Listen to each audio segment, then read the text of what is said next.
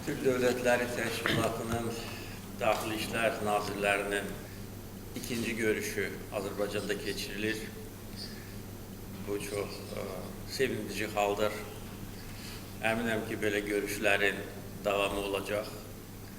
Bildiyiniz kimi, Türk Dövlətləri Təşkilatının qeyri-rəsmi zirvə görüşü 2 gün bundan əvvəl Macaristanda keçirilmişdi. Bildirməliyəm ki, belə tədbirlərin, belə görüşlərin keçirilməsi Azərbaycan tərəfinin təşəbbüsü idi. Keçən il birinci qeyri-rəsmi zirvə görüşü Azərbaycanda, Qarabağda, Şuşa şəhərində keçirilmişdir. Və dövlət və hökumət başçıları belə qərara gəldilər ki, belə qeyri-rəsmi görüşlər müntəzəm olaraq keçirilsin. Bizim rəsmi zirvə görüşlərimiz hər il keçirilir. Amma hesab etdik ki, ildə bir dəfə bu tərkibdə görüşlər kifayət deyil. Bildirməliyəm ki, Azərbaycanda bu il rəsmi zirvə görüşü keçiriləcək. Bu görüşə ciddi hazırlıq gedir və əminəm ki, zirvə görüşü zamanı önəmli qərarlar qəbul ediləcək. Təşkilata üzv və müşahidəçi ölkələrin ortaq maraqları göz önündədir. Biz nəinki dost, strateji tərəfdaş, müttəfiq və başlıca faktor odur ki, qardaş ölkələrik. Və təşkilatın təməlində məhz bu prinsip dayanır. Və hesab edirəm ki, gələcək illərdə təşkilatımız daha böyük zirvələrə qalxa bilər. Bunun üçün bütün imkanlar var. Ölkələrimizdə müsbət inkişaf dinamikası müşahidə olunur. Təşkilata üzv ölkələrdə daxili sabitlik təmin edilir. Bizim böyük coğrafiyamız var. Təşkilata üzv bəzi ölkələrdə zəngin təbii sərvətləri vardır. Bizim nəqliyyat layihələrimiz bizim ölkələrimizi birləşdirir və hətta daha böyük coğrafiyanı əhatə edir. Ölkələrimiz üzərindən keçən nəqliyyat dəhlizləri Avropanı Asiya ilə birləşdirir. Bir sözlə, iqtisadi sahədə çox böyük potensialımız var. Buna əgər bizim müsbət demoqrafik dinamikanı əlavə etsək, mənzərə daha ürəkacan olacaq. Bizim ölkələrimizdə əhali artır. Azərbaycana gəldikdə, Azərbaycan dövlət müstəqilliyini 1991-ci ildə bərpa edəndə bizim əhalimiz haradasa 7 milyon idi.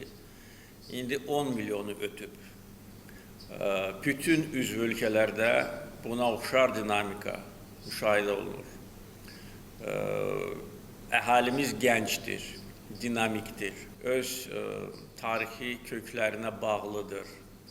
Ona görə təşkilat çərçivəsində iqtisadi, nəqliyyat, enerji məsələləri ilə yanaşı mütləq bizim ortaq köklər haqqında biz geniş danışmalıyıq. Ortaq tarix haqqında, tarixdə müxtəlif məqamlar olub. Biz müəyyən dövr ərzində bir-birimizdən ayrı düşmüşdük, bizdən asılı olmayan səbəblərə görə. Ancaq təşkilata üzv olan ölkələrin iradəsi, xalqların iradəsi bizi yenə də bir araya gətirdi. Və əlbəttə ki, təşkilatın formalaşmasında, inkişafında tarixi Naxçıvan zirvəsi xüsusi yer tutur. Və biz çox şadıq ki, Azərbaycanın qədim şəhəri olan Naxçıvanda məhz bu tarixi qərar qəbul edilmişdir. Ki qaldı daxili işlər orqanlarının birgə fəaliyyətinə. Buna təbii ki, böyük ehtiyac var. Çünkü qeyd etdiyim kimi ölkələrimizdə daxili sabitlik olsa da təhdidlər var, çağırışlar var, xaricdən müdaxilə cəhdləri var və olacaq. Yəni heç kim bundan sığortalı deyil.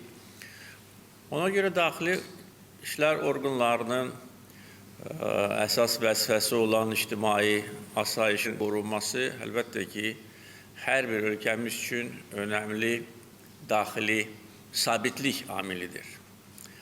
Və təşkilata üzv ölkələrin daxili işlər orqanlarının bir araya gəlməsi, müntəzəm olaraq görüşlərin keçirilməsi, fikir mübadiləsi, təcrübə mübadiləsi, informasiya mübadiləsi aparılması böyük önəm daşıyır.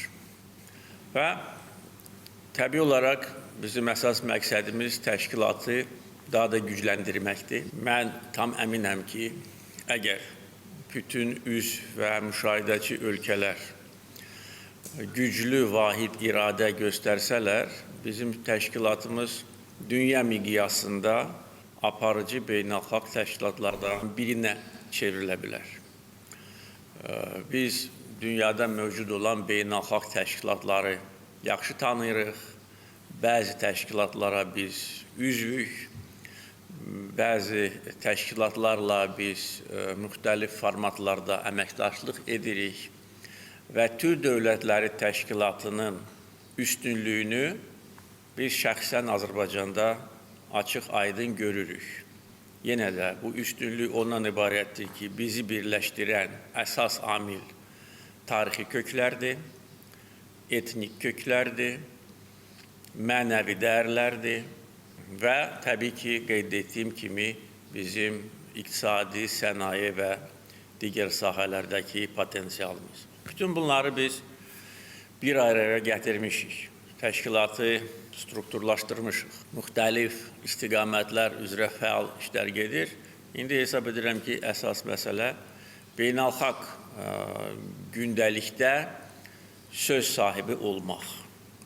Nəinki təşkilatın coğrafiyasında və onun həndəvərində, qlobal müstəvidə dünyada aparıcı siyasi təşkilatlardan birinə çevrilmək. Bütün bunlar üçün, yenə də deyirəm, bütün imkanlar var. Əgər olmasaydı, bu barədə mən danışmazdım. Sizi mən bir daha salamlayıram. Azərbaycana xoş gəlmişsiniz. Sizə uğurlar arzulayıram. Təmsil etdiyiniz ölkələrin xalqlarına öz hörmətimi bildirirəm və sizə uğurlu iş və gözəl nəticələr arzulayıram. Əvvəlcə bizi qəbul etdiyinizə görə sizə təşəkkür etmək istəyirəm. Siz qeyd etdiyiniz kimi bu Daxili İşlər Nazirlərimizin ikinci görüşüdür. Birincisi keçən il Qırğızstanda olub.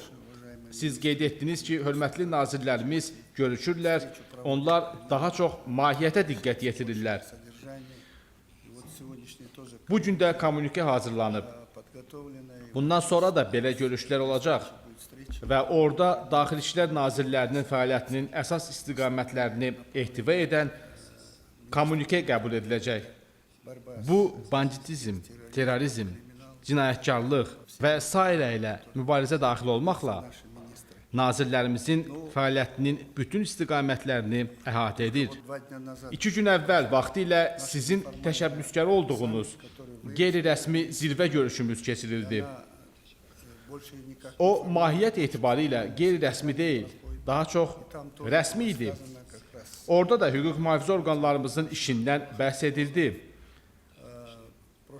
Siz də qeyd etdiniz ki, ötən il ilk dəfə Şuşada Ali Məhkəmə instansiyalarımızın görüşü oldu. Ali məhkəmələrin sədrləri bu yaxınlarda 2 həftə əvvəl Antalyada yenidən toplaşdılar və nizamnamə qəbul etdilər. Orada da bütün fəaliyyət istiqamətləri göstərilib. Bizdə artıq baş prokurorlar, notarial orqanlar, ədliyyə nazirlərinin platformaları yaradılıb. Ötən il ədliyyə nazirləri də Astanada bir araya gəldilər. Bir sözlə, bütün hüquq mühafizə bloku institutlaşmaya başlayıb. Artıq ilk addımlar atılır. Sizin parlamentdəki inaqurasiya nitqinizdə qısaca qeyd etdiyiniz kimi, hamı bunu dəstəkləyir. İndi sizin dediyiniz kimi, bizim təşkilat daha güclü ola bilər. Biz həqiqətən nadir beynəlxalq təşkilatıq. Siz qeyd etdiyiniz kimi, 15 il əvvəl qəbul edilən Naxçıvan sazişində deyilir ki, bizi məhz tarixi köklər, mədəniyyətimiz, dil, din birləşdirir. Çünki belə bir başqa təşkilat yoxdur və bizim hamımızın vəzifəsi yaradılmış platformalarla onu gücləndirməkdir. Нашу организацию.